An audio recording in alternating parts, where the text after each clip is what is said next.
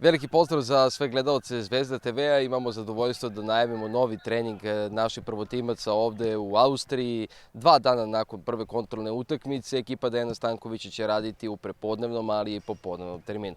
Kada je u pitanju ovaj prepodnevni trening, ekipa će biti podeljena u 3 grupe.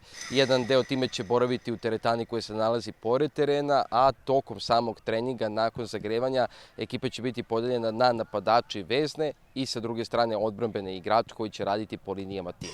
Golmani će raditi naravno po svom režimu, tako da pratimo i njihov deo treninga. Ostanite sa nama u narednim minutima.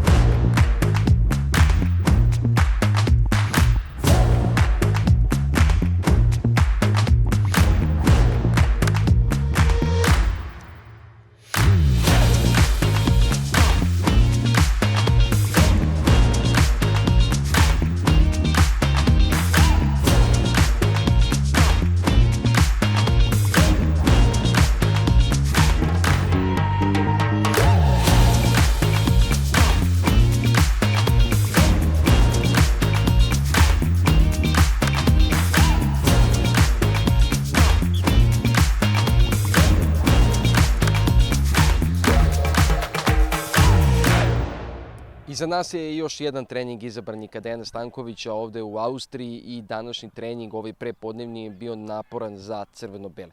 Najavili smo da je ekipa bila podeljena u 3 grupe. Taj deo gde su oni mlađi igrači, poneki iz naše fudbalske akademije, trening počeo u teretani. Nakon toga momci su izašli na teren, istrčavali sa opterećenjem, radili na eksplozivnosti i na kraju vežbu završnice i drilovanje poslednje linije.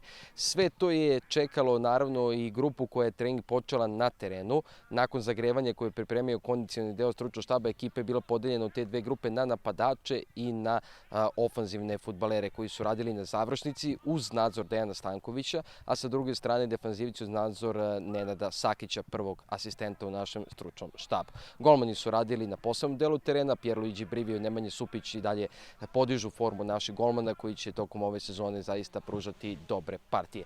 Popodnevni rad očekuje crveno-bele od 18 sati na istom terenu. Nadamo se da će vreme biti nešto prijatnije, odnosno da će temperatura biti nešto niža. Od nas veliki pozdrav iz Austrije, a vi ostanite u Zvezda TV. Prijatno!